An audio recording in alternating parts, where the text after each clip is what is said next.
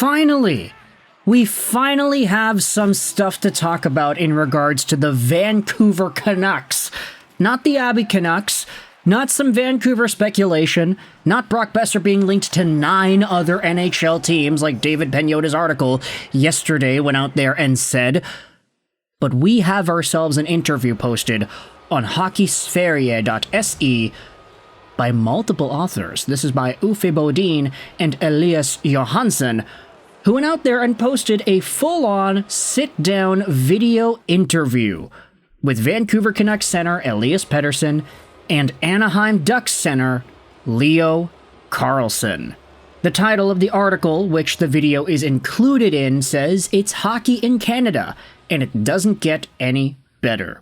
Funny part is, on this video interview, Elias Pettersson's doing it without shoes. Or, he's not wearing shoes, but he's wearing, like, kind of slip-on slippers, and he doesn't have any socks, so yeah, he's exposing the Achilles to all of us, folks. That's a good sign. Okay, I'm just joking. I'm joking, please, don't take that seriously.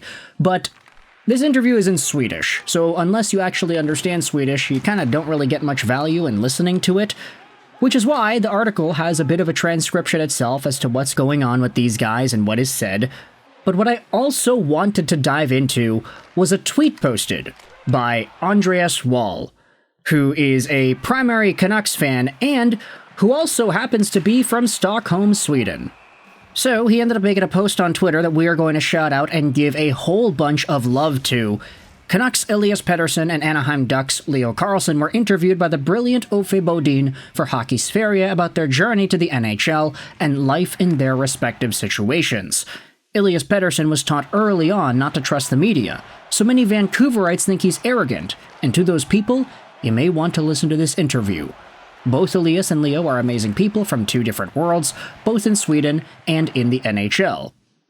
I realize the interview is in Swedish, so I will transcribe and translate everything here, and I'll refer to Uffe Bodin as Q.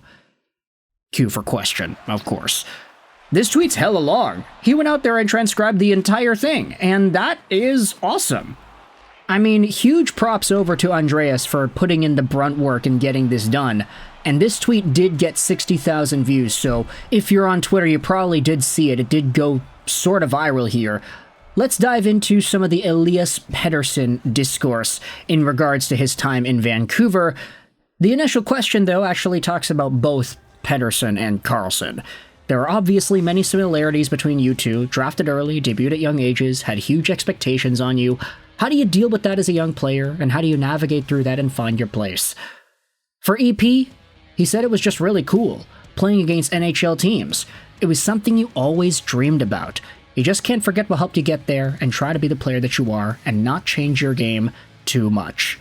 Carlsson says, yeah, same for him. Everything happened really fast. Suddenly you were in the NHL. It was sort of nice to not have time to think, just go out and play, especially in the first couple of games. The question here, for EP, is quite interesting. You both came into the league and had some seasoned Swedes on your teams. Alex Edler, Louis Eriksson, Pettersson then says Markstrom. Yep, Jacob Markstrom, Anders Nilsson. How important was that for you? Petey says extremely important. They set the standard for me. But also to just have some familiarity. I mean, I moved halfway across the world. Jokingly, so it was a huge step for me, but I felt at home with the Swedes on the team. Man, I'm just thinking about it like, you remember when Elias Pettersson debuted for the Vancouver Canucks, right? 2018-19, his rookie season. That year, that was the first year the Canucks played post-Sedin twins. And I get it, there were still a bunch of dudes there. Edler, Eriksson, Markstrom, the like. But part of me always wonders, man, what if Henrik and Daniel just played another year? What if they had the opportunity to witness Pettersson and Boeser together on the 649 line? Okay, no, JT Miller came a little bit after that, but still, things were so close to aligning in that way, but they ultimately did not, unfortunately. And I think just that standard that was set there by Hank and Dank, of course, they mentored a lot of the other Swedes, but they also mentored Bo Horvat and Brock Boeser. Boeser's rookie season was Henrik and Daniel's final one, might I remind you, so Familiarity, leadership, and of course, Swedishness was prevalent in the Canucks locker room. I guess it still is. Quinn Hughes is a great leader, but there was a sort of aura that Henrik and Daniel and those old Canucks teams had. Uffe Bodin then asks, let's talk about contrast. Anaheim and Vancouver are two very different hockey markets, of course. How has that been? Elias especially, it feels like Vancouver is one of, if not the most, tough markets out there. How do you get used to that and the pressure that comes with it? PD says yeah, and then he kind of laughs. I've been on both ends of that, both positive and negative, but I only see it as a positive. Vancouver is a city that breathes hockey. Hockey in Canada, it doesn't get better than that. Just look at the playoffs last year. It was the coolest thing I've ever experienced in my life. The arena, the buzz, between games you see cars with Canucks flags driving around. It's difficult to explain, but it's so amazing. And man, that's what I'm also thinking about too, because PD, in that time frame when the Canucks were in the playoffs and everybody was buzzing, everybody was talking about the team and they were so hyped up, people weren't hot on Pettersson at that point either, because he had already started slumping after he had signed the deal, after he had started getting knee tendonitis, and that's when a lot of the PD criticism really started to get up there, like, hey, where is this guy? Why is he not producing? The Canucks are in the playoffs, they're playing Nashville, he's not scoring any points. 11.6, man, please start scoring, and then he didn't. But to see him fully take in that atmosphere, yeah, that's going to leave an impression for sure, and a very positive one at that. Leo Carlsson then talks about it like, perhaps it's easier for you, life outside of hockey, because, you know, it's Anaheim. And he said, yeah, I've maybe taken 3 fan pictures in 2 years, but it is growing and getting better and better. But quite the difference. When we get to Vancouver, it's always a full building. The first time I got there, we were like last place in the league, and the arena was still packed on a Tuesday. Insanely cool. Then EP kind of jokes around, it's not too bad to visit the heat in Anaheim either.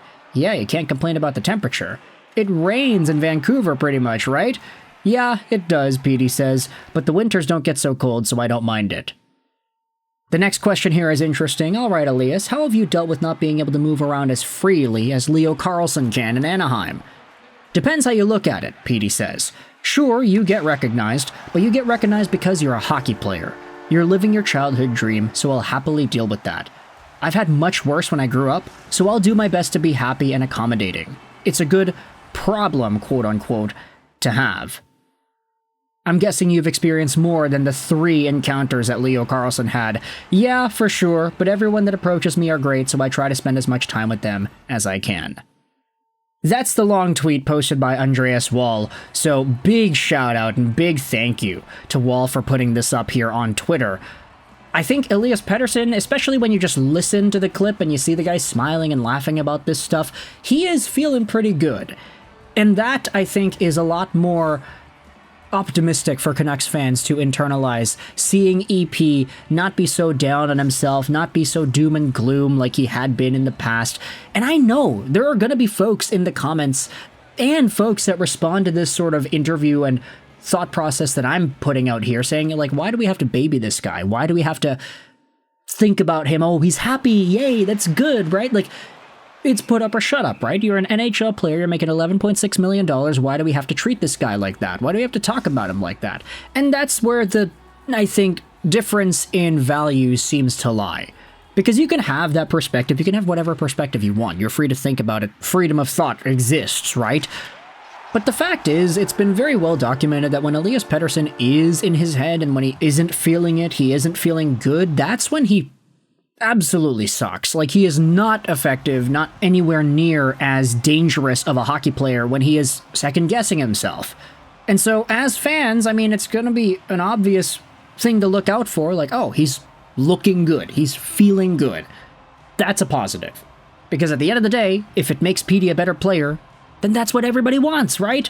So let me know your thoughts in the comment section below about this Elias Pettersson interview, speaking out about Vancouver, speaking out about the Swedes in Vancouver, speaking about the fans and how he's feeling about the playoffs and all that. Let me know your thoughts in the comment section below. I hope you enjoyed this video. And bye.